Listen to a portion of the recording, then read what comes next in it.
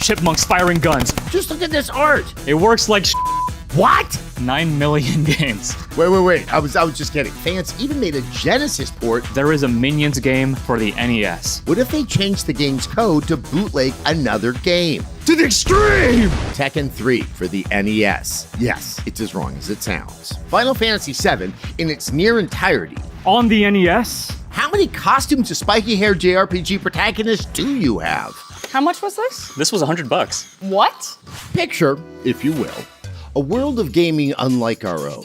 An alternate history found in another corner of the globe, brought about by economic inequality, an actual ban on console gaming, and a desire to just play games, no matter what the cost. I'm Adam Sessler, and joining me is Xplay's Jefferson as we take you on a wild ride through the multiverse that is Chinese bootleg video games.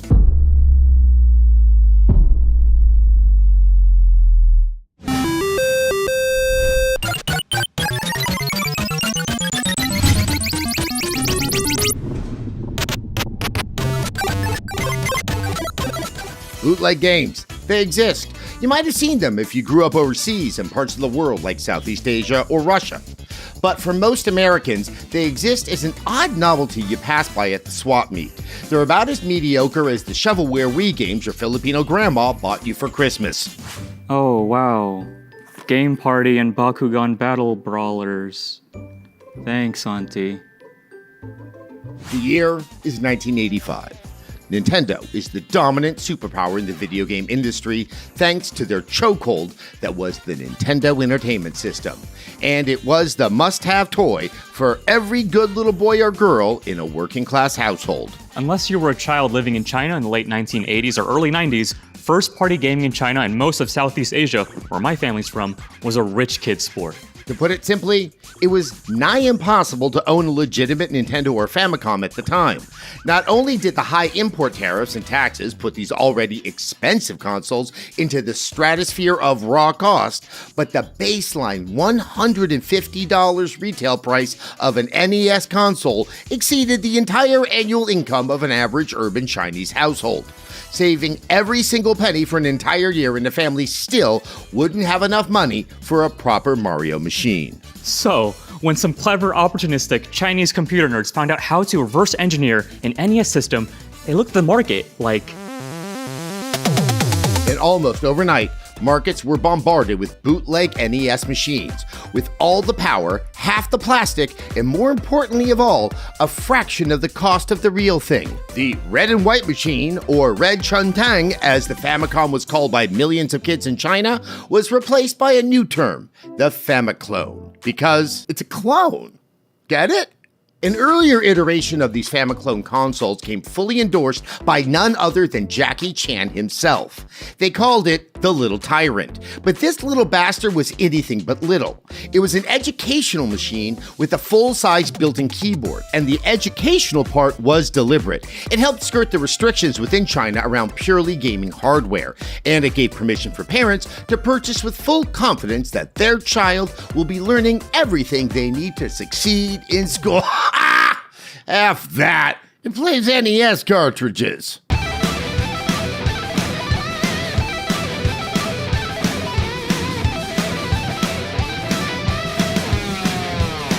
And the Little Tyrant wasn't alone. Famiclones and knockoff game consoles took off through the early 8 and 16-bit era, through to the PlayStation generation, and even to today. Gaming alternatives were hot, and other parts of the world wanted in on the action. Famiclones made their way to my neck of the woods in the Philippines, and while I was enjoying the luxurious life of a Navy child living in Japan, my cousins in Manila and Taguig had a mixture of both bootleg gaming machines and real first-party systems when my family and I came to visit them. Why get your child an expensive PlayStation when a cheap Polystation exists? Oh, anak, happy birthday. I got you the video game you wanted. You got me a PlayStation? Oh, thank you so much, Auntie. Wait, this is a... Yeah, it's a... How you say, it has a 8-bit graphics and audio visual... I just pick it because it has Spider-Man on the cover. But I wanted a PlayStation. What's the difference? As you can see, these plastic pieces of came in a variety of flavors, ripping off whatever console was popular at the time. Our tactical coworker, Stephanie, brought this family clone from China, resembling an NES that comes pre-installed with a buttload of games. Not even PlayStation was safe. I personally fell for a PS2 lookalike when I vacationed to Guam as a kid. Yeah, so since they delayed the KOTOR remake, it looks like I got the perfect excuse not to play the game, and you're just gonna have to accept that I'm not gonna play it. It's beautiful, isn't it? What the? What is it? It's a polystation, but it's really a polystation. This is a bootleg gaming system from Southeast Asia or Russia, who knows? Can we play it? Yeah. Hell yeah, we're gonna play it. Open that thing up. Oh my god, does it smell Is it like one from China? that side? It smells like Wish. Smells like wish. It's blue. Holy shit. Pristine plastic. Exactly Ooh. how I remembered it. How much was this? This was $100. What? What is that? Holy shit, it's real! This says 9,999,999 in one. 9 million games. This isn't a disc. There is no disc because it's cartridge based. It's gonna be so fun, right? I feel like they put more actual effort into the box than everything else. No, they definitely did. This was Photoshop before Photoshop. You know, we should review that. There are literally 9,999,999 games on this cartridge. And time's a-ticking. But enough about the consoles themselves. You clicked on this video to see some of the games, and well, sit back and strap in.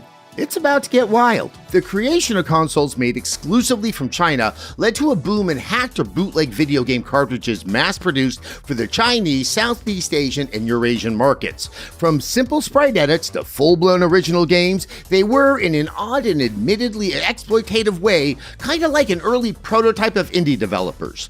And because copyright laws in China were non-existent at the time, these games were showing up without any quality controls or formal consent. Like an ex-boyfriend showing up at the community theater play you're starring in after finding out about it from a friend on Instagram and pretending everything is okay and you can stay friends and everything is fine, but deep down, everything is not fine and you can't just be friends and that love you felt was just a bootleg knockoff of the real thing. Jesus Christ, Jefferson, who hurt you? Are you okay? She lives on now only in my memories. Let's talk about Pokemon! The year is 2000. Pokemon Gold and Silver were taking the world by storm, and the next generation of Ruby and Sapphire were just looming over the horizon. So imagine the shocked Pikachu look on my face when on a trip to the Philippines with my family, we passed by a video game store at a shopping mall, and I see up front, over everything else in the store, 2 Pokemon games no one has ever seen before. Pokemon Jade and Pokemon Diamond. The boxes looked off. Why does the sea serpent thing look like my bowel movement after drinking blue Kool-Aid? And oh god, why does the forest spirit from Princess Mononoke looks like he wants to eat me?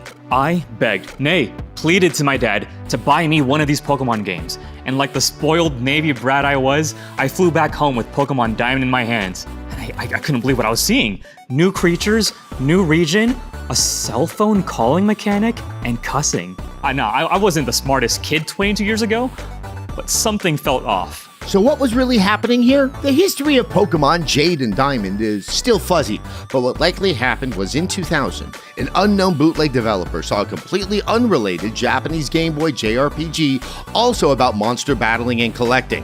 And while they could have just stopped at translating the game to Chinese and called it a day, they went the extra mile to capitalize on Pokemon's popularity by replacing the box art and renaming the entire game to bamboozle gullible kids into buying something that is not related to Pokemon. That initial Chinese translation was then translated again into broken English, hence why we have sentences like this. The real game that was unknowingly caught in the crossfire was officially known in Japan as Keitai Denju Telefang, which literally translates to Cell Phone Beast Telefang, a series where you befriend monsters called Denju by adding them to your cell phone contacts and calling them up every time you need to battle. They're like Geek Squad, but if you want to kill an innocent animal. As far as bootleg games go, reskinning an entire unrelated game's box art to fit another franchise is just the tip of the copyright infringing iceberg. What if they changed the game's code to bootleg another game? Now, there are many examples of bootleggers changing the sprites of NES games, like putting Mario's fat head on top of a Kung Fu master and calling it Mario 10. Or you can do what GameTech did and take an obscure 2D platformer, rip the playable sprites out of the cartridge, and replace them all with Pikachu. That's what happened to poor Athena for the Famicom. Pocket Monster on the NES is an elaborate, yet still half-assed bootleg of a game where you take control of Pikachu in an environment unrelated to Pokemon in the slightest.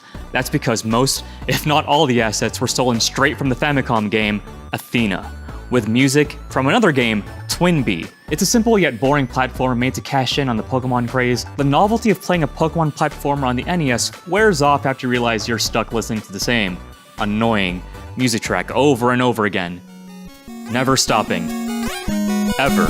Now, going back to the notion that since gaming was much more expensive in other parts of the world, leaving gamers in these regions feeling left out from playing new releases other more fortunate players are enjoying, Shenzhen Nanjing comes to the rescue. Shenzhen is a well-documented bootleg software developer, and rest assured, this won't be their only appearance in this video. They are mostly known for taking currently popular JRPGs and backporting them to the NES from the ground up with fascinating results. Not only is this painstakingly impressive, but the sheer amount of effort and knowledge to do this is enough to make you ask the question, is this still piracy? We might answer that question as we move along. Shenzhen brought home many popular JRPG titles to gamers in China who would have never otherwise been able to experience these stories. Titles like Golden Sun, Sword of Mana, Harvest Moon, and Chrono Trigger all backported and demaked to the NES thanks to Shenzhen.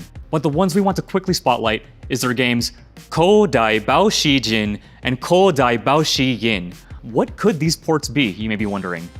Mother Pokemon Ruby and Sapphire from the Game Boy Advance ported to the NES. Sure, Jin means gold and Yin means silver, so there was definitely some mistranslation in there, but rest assured, these are ports of Ruby and Sapphire for the NES.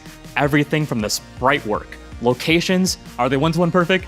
No, glitchy abominations really, but to some gamers, this is enough.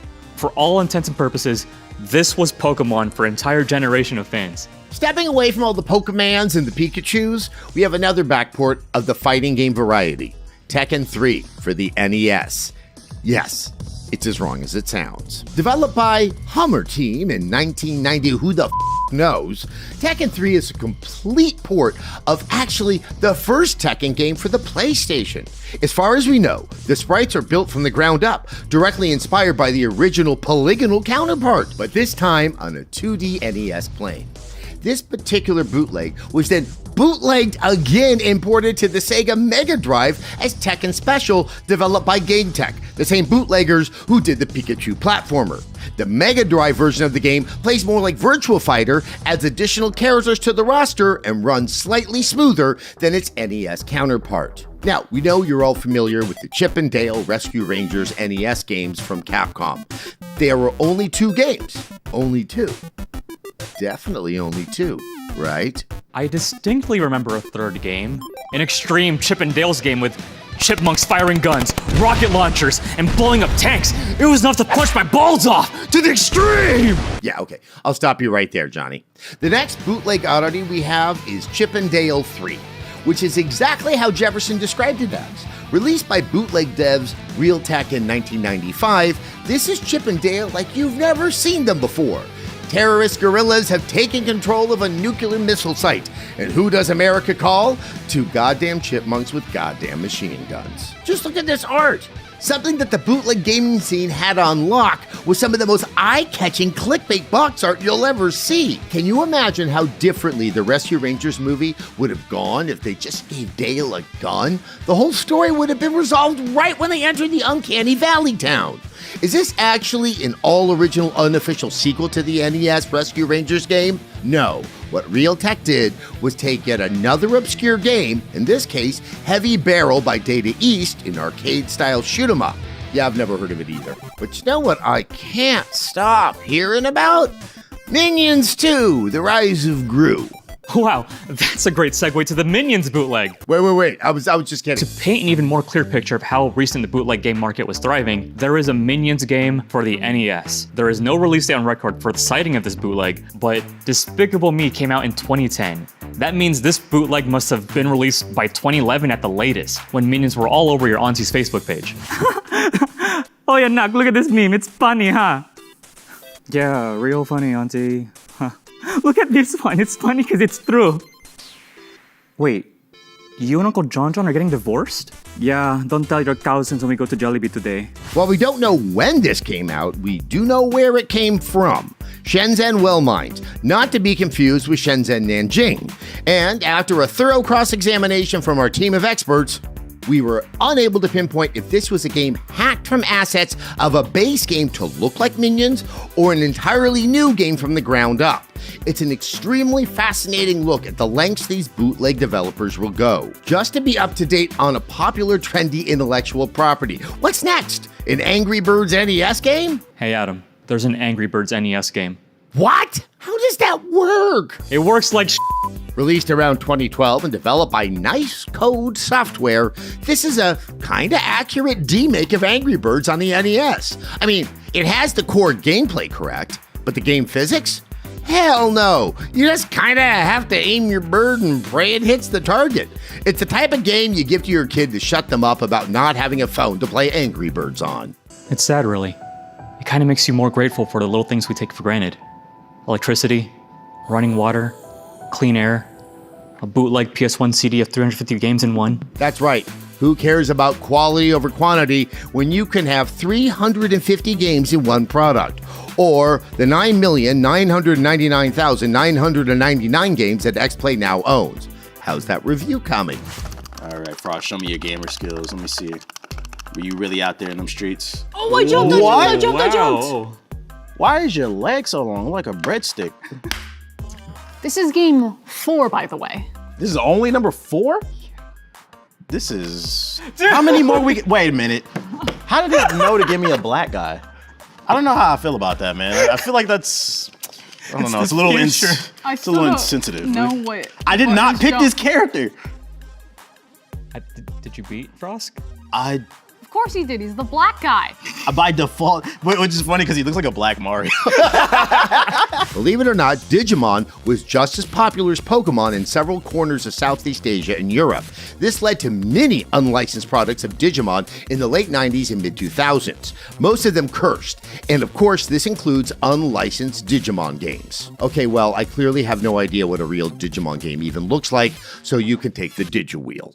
I promise I won't take too much of your Digi time. There are a number of Digimon bootlegs, but I'll just talk about the two that stand out the most. Digimon Adventure for the SNES is an action platform made by Chinese bootlegger Syntax. This game almost looks like a legit Digimon game with a respectably rendered Agumon as the player character, and enemy Digimon crawling and flying around a bright backdrop that feasibly looks like it could be the Digiworld. The assets from these bootlegs were taken from other games, but the effort to combine everything into a new product gives this bootleg a sense of earnestness. Like, maybe fans really did make this game.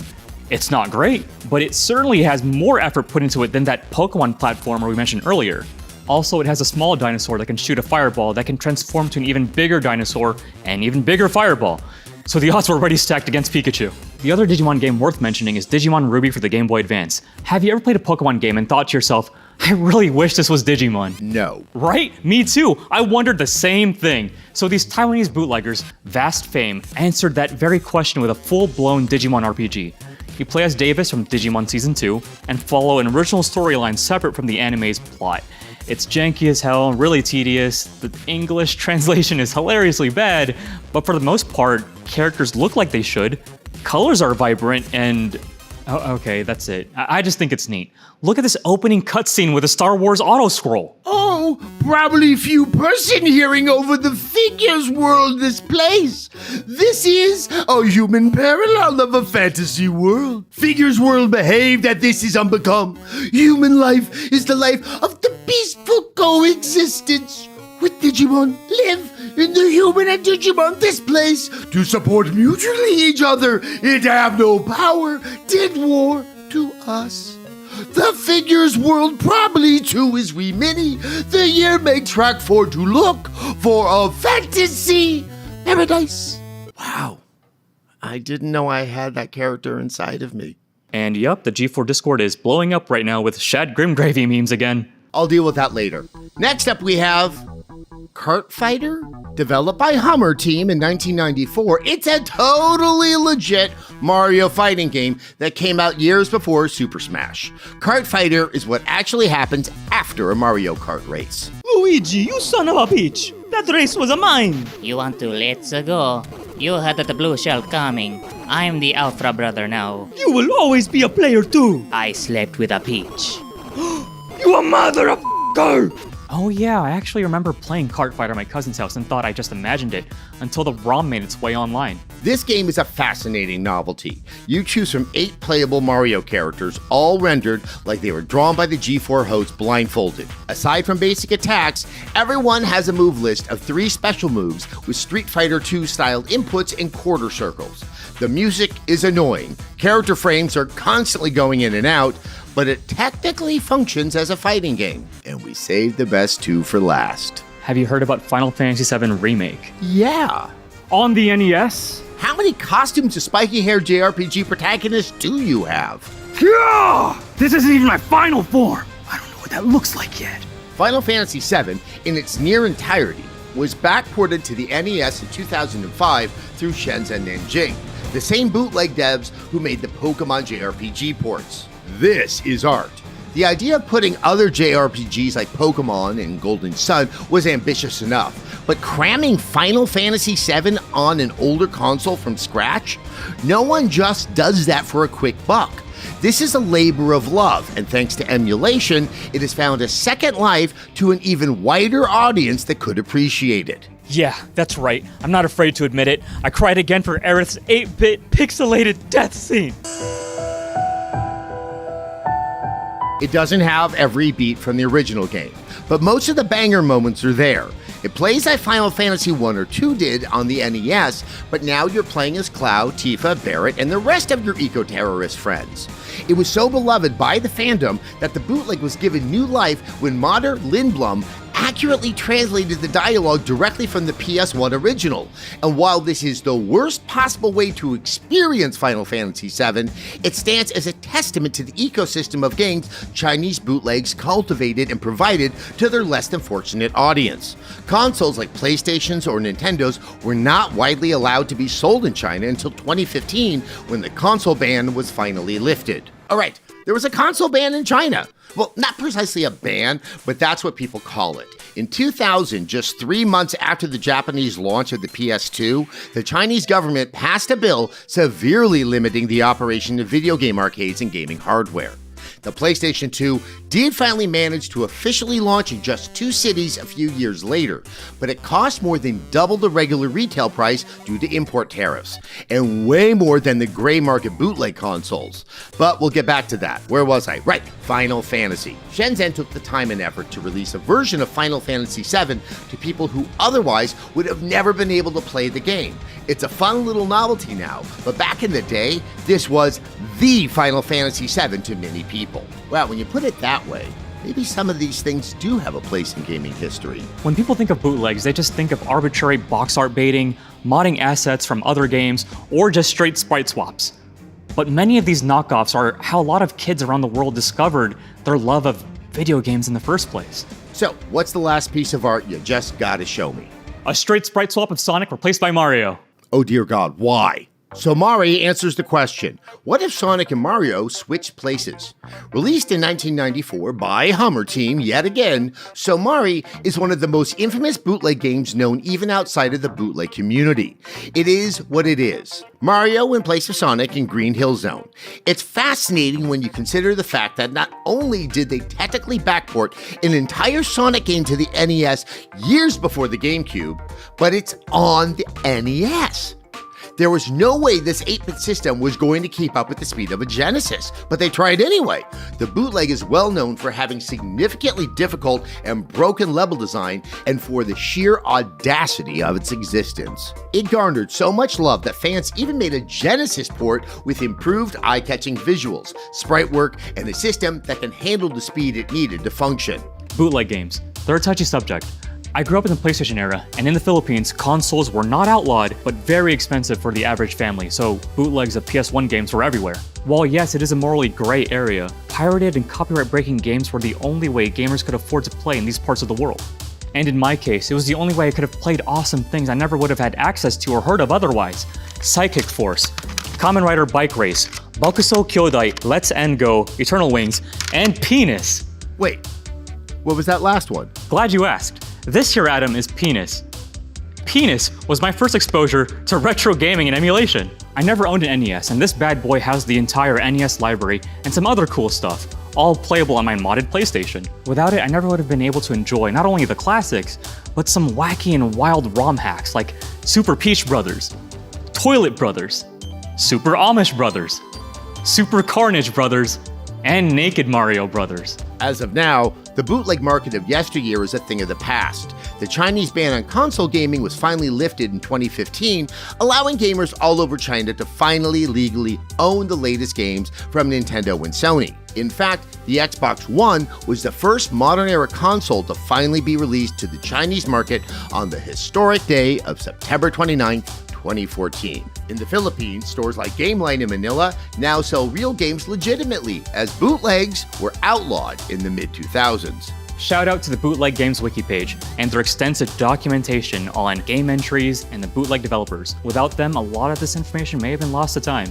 Yes, most of them are ass, but every now and then, you might come across something that'll make you go, huh, that's interesting. In a vacuum, yes, they're not as important to the history of gaming as the real deals, but altogether, by their powers combined, they serve as a look into a unique ecosystem of gaming unlike any other. You lived a very interesting life as a gamer. And I've been waiting for years to tell it. And now that I have, I think my time at Xplay is done. Thank you so much for everything, Xplay and G4. Godspeed, Jeffersora.